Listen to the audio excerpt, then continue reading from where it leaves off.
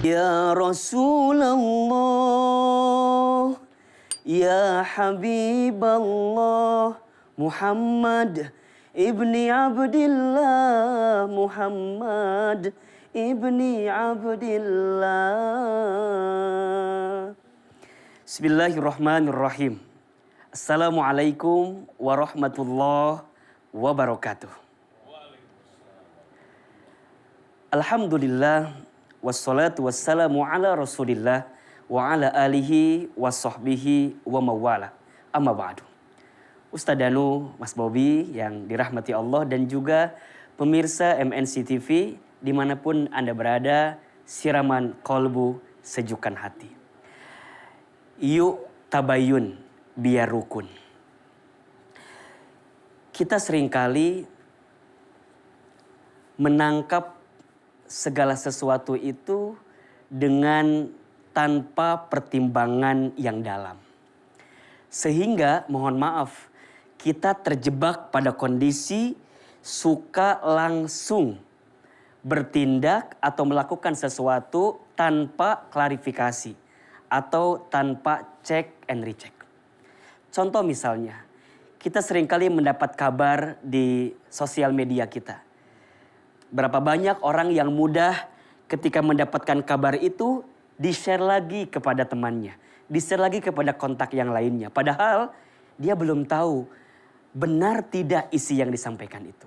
Benar tidak apa yang dia dapatkan itu. Maka dalam Al-Quran, tepatnya di surat Al-Hujurat ayat 6, Allah subhanahu wa ta'ala berfirman, Ya ayyuhalladzina amanu, wahai orang-orang yang beriman, in ja'akum fasikum binaba'in fatabayyanu. Jika datang kepada kamu sekalian orang yang fasik, artinya orang yang membawa kabar berita, binaba'in kabar berita, maka tugas Anda, tugas kita adalah fatabayyanu, cek and recheck. Coba lihat dulu. Kenapa kita harus tabayun? Setidaknya ada dua tujuannya. Pertama, agar kita bisa memastikan kira-kira isinya benar atau tidak. Dan yang kedua, agar kita bisa memastikan kira-kira berita ini akan mengandung manfaat atau madarat. Hati-hati dengan tangan kita. Karena kadang-kadang gadgetmu bisa menjadi jalan mendapatkan keburukan dalam kehidupanmu. Begitupun juga dengan gadgetmu, tanganmu ketika menyampaikan kebaikan, engkau pun akan mendapatkan pahala kepada kebaikan itu. Mandala ala khair falahu mislu ajri fa'ilihi. Barang siapa yang menyampaikan kebaikan, maka dia mendapatkan pahala kebaikan. Berarti sebaliknya, kalau ada orang yang berbagi sesuatu yang keburukan dan ada orang yang membaca keburukan itu, kemudian dia melakukan keburukan itu, maka kita barangkali mendapatkan dosa yang sama dengan keburukan itu. Maka berapa banyak di antara kita yang seringkali bertengkar, berapa banyak di antara kita yang seringkali berbeda pendapat karena satu hal, mereka tidak mau bertabayun. Mereka tidak mau mengklarifikasi dari apa yang disampaikan. Jangan mudah menyimpulkan sesuatu sebelum kamu tahu apa manfaat yang terbaik dari sesuatu itu. Jangan mudah nge-share sesuatu, apalagi mohon maaf, hoax misalnya, yang kita tidak pernah tahu apakah ini benar, faktanya benar, datanya benar, bermanfaat atau tidak, maka tolong pastikan setiap apa yang kita hadirkan akan diminta pertanggungjawabannya. Bukankah tangan ini nanti yang akan bicara ketika berjumpa dengan Allah Subhanahu wa taala? Al-yauma nakhtimu ala afwahihim wa tukallimuna aydihim wa tashhadu arjuluhum bima kanu yaksibun. Ada satu hari di mana mulut dikunci. Yang bicara apa? Tangan. Yang jadi saksi apa? Kaki. Dengan apa yang kamu lakukan. Berarti maknanya hati-hati dengan dosa kita, maksiat kita, kesalahan kita. Karena mungkin dimulai dari tangan kita. Termasuk karena kita belum bisa bertabayun dengan apa yang kita dapatkan. Semoga kita semakin bijak dengan sosial media kita. Semakin bijak dengan menangkap berita dalam kehidupan kita. Sehingga tidak menimbulkan banyak madarat dalam kehidupan kita. Karena pada akhirnya kita semua percaya apa yang akan kita persembahkan kepada Allah, itulah yang akan menjadi bagian kebaikan dalam kehidupan kita semua. Semoga Allah membimbing kita, membimbing tangan kita, membimbing pikiran kita, termasuk hati kita, untuk punya akhlak yang baik dengan cara bertabayun dengan segala sesuatu agar hidup kita semakin rukun. Wabillahi taufiq wal hidayah. Semoga bermanfaat. Assalamualaikum warahmatullahi wabarakatuh. Waalaikumsalam warahmatullahi wabarakatuh. Silakan. Waalaikumsalam. Pak Ustadz Hilman. Alhamdulillah. Masya Allah. Terima kasih tausiahnya. Sama-sama. Luar biasa sekali. Ya pemirsa, kita bertemu lagi di Siraman Kolbu, Sejukkan Hati. Bersama saya Bobi Maulana, Pak Ustadz Danu tentunya, dan yang pasti Ustadz tamu kita, Ustadz Hilman Fauzi. Ini tema kita pagi hari ini, yuk tabayun biar rukun. Ya, saya sangat setuju sekali, jangan pernah menyimpulkan sesuatu jikalau kita belum tahu apa artinya sesuatu itu. Ya, bisa jadi buruk, karena kalau kita buruk berarti kita ikut menyebarluaskan kemudaratan seperti yang dikatakan oleh Ustadz tadi ya. Mudah-mudahan ini bisa difahami oleh semuanya. Sejukkan hati. Masih dengan tema kita pagi hari ini, yuk tabayun biar rukun. Pak Ustadz Danu silakan tausiah. Bismillahirrahmanirrahim. Assalamualaikum warahmatullahi wabarakatuh. Waalaikumsalam warahmatullahi wabarakatuh. Amin ya rabbal alamin. Tema kita sangat bagus sekali Mas Bobi, yang tadi udah disampaikan sama Ustadz Hilman. Yuk tabayun biar rukun. Memang betul sih ya. Kalau kita mau bertabayun itu kan karena kita tidak tahu. Kita, kan gitu ya. Anggap aja ada seseorang melakukan sesuatu, ya kita kan nggak tahu apa sih maksudnya. Dalilnya bagaimana, apa ini, kan gitu nih. Nah, dalam bertabayun tuh harus yang difikirkan adalah memang betul kerukunan dalam sisi yang mana? Dari sisi syariat. Dari sisi syariat itu yang bagaimana? Kalau dia seorang muslim, ya kita harus berpikir, itu saudara saya. Kan gitu harusnya. Kalau memang saling menutup aib, bagus.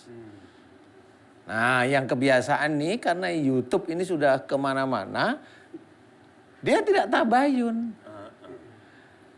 Dia ngomong aja, dalilnya ya dalil begitu-begitu aja, umpama. Ini kan umpamanya kan boleh nih ya. Dalil begitu itu biasa aja sebenarnya ya. Dibilang kuat kagak umpamanya. Menurut dia aja kuat. Kan boleh ya, kan gitu. Kemudian dia keluarin di YouTube, loh ini bukan tabayun, bukan. Ini menyerang. Nah kalau menyerang ini, kalau dilihat bukan dari sisi orang, kalau dia dari sisi Allah Ta'ala, lah kalau ini menyerang, ini orang yang baru ini, dia menyebarkan fitnah sebenarnya karena dia nggak tahu. Kalau udah menyebarkan fitnah, emang merasa dia benar. Yang paling benar kan Allah Ta'ala. Dalilnya biasa, saya biasa aja. Nah, di titik inilah sebenarnya dia tidak sadar bahwa dia menyerahkan amal-amal solehnya kepada orang yang dia hina. Iya. Karena dalil hadisnya sudah ada, betul ya setia. Jadi dia nggak sadar. Nah ini bukan tabayun, ini merasa sok pintar. Ya namanya tabayun tuh harus difikirin. Oh iya ya, saya harus ngomong dulu, tanya dulu. Ngobrol lah yang baik. Nah ini saling menutup aib.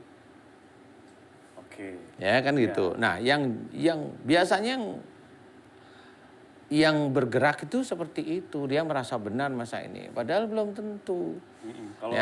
Kalau misalnya gini Pak Ustadz.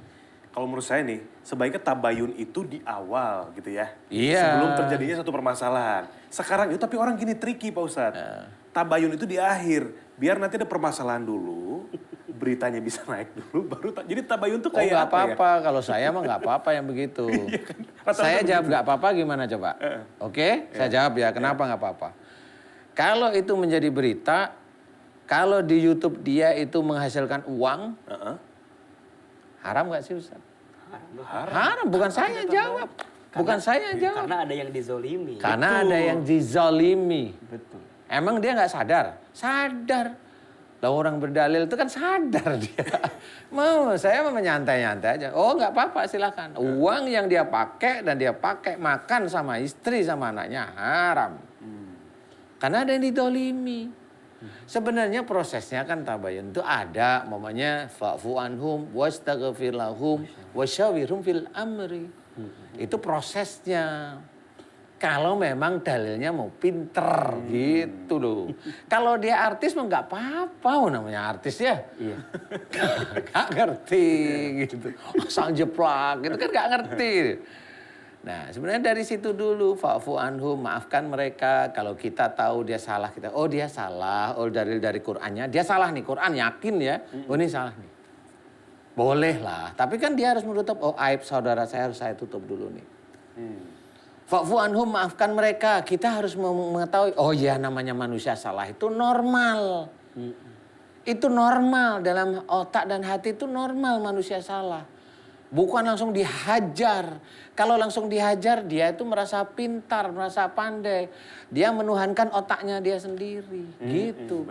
Fa'fu anhum. Fa'fu anhum ini harus benar-benar ngertiin beneran. Oh iya, saya harus memaafkan. Oh iya ya. Kalau dia salah beneran, oh aibnya harus saya tutup. Karena apa? Karena dia saudara saya. Harusnya seperti itu. Wastaghfir lahum. Nah, dalam proses sebelum menuju arah tabayun ini, dia harus mendoakan agar saudaranya yang salah itu diberi hidayah, diberi petunjuk, agar diampuni kesalahan sama Allah dan diselamatkan oleh Allah Ta'ala. Hebat itu saudara kita yang seperti itu, hebat. Hebat itu beneran. Baru wasabirhum fil amri. Nah ini musyawarahlah kamu dalam segala urusan dunia. Disitulah mulai proses tabayun. Disinilah yang harus kita ketahui. Ada prosesnya. Bisa aja temannya Ustadz bilang, Ustadz Dirman, ngapain ikut-ikut di siraman kolbu? Nah kan, itu orang itu apanya yang dipikir kan gitu. Kan nggak ngerti apa sih. Berarti dia merasa ada sesuatu yang merasa benar di otaknya dia. Nah di suatu yang merasa benar itulah dia mencoba mengalahkan Allah. Dengan tanpa sengaja dia mengalahkan Allah. Sebaik-baiknya manusia kan manusia yang pintar merasa, bukan merasa pintar. Benar. Iya, memang seperti itu. Makanya di sini haruslah berpikir, ada caranya, kan gitu. Bukan labrak ini, kemudian muncul di video, kemudian muncul di YouTube, kemudian disebarin yang enggak. Loh, kalau saya sih begitu-begitu, bagi saya pribadi enggak ada masalah, silahkan. Kalau kamu nggak tahu saya, nggak ada masalah. Tapi persoalan kamu menulis sesuatu yang nggak benar pada saya, itu masalahmu sendiri sama Allah. Kan gitu. Kalau saya mah, mudah-mudahan dia mendapatkan hidayah. Amin. Kan gitu. Ya. Kalau mendapatkan hidayah ini ada lagi loh. Pada waktu dia berpikir, kok saya jelekin saudara saya ya. Akhirnya dia keluarin YouTube. Saya minta maaf ini karena saya sudah ini Loh itu hebat. Tetapi kalau mama YouTube itu sudah keluar, dia tidak pernah minta maaf, selamanya dia akan nanti di akhirat. Nah inilah yang harus kita ketahui. Bertabayun, menjadi rukun itu kita juga harus paham silaturahim itu bagaimana. Jangan sampai kita salah langkah. Kita salah langkah dosa. Kalau dosa itu wujudnya dari YouTube dan disebar, dosa jariyah. A'udzubillahi min dzalik. Mudah-mudahan manfaat bagi kita yang sering bermain-main dengan YouTube atau bermain-main dengan sesuatu, sosmed ya. Wallahu a'lam. Pak Ustadz, terima kasih tausiahnya. Ini menjadikan kita harus lebih berhati-hati lagi untuk berstatement di ruang publik ya. Dimanapun itu, media sosial, di TV, dimanapun itu. Untuk lebih bijak lagi dalam berkata-kata. Jangan sampai itu difitnah. Karena mengerikannya fitnah ketika di akhirat nanti, dosa orang yang difitnah itu bisa diambil oleh orang yang memfitnah. Ketika pahalanya sudah habis. Nauzubillah min dzalik.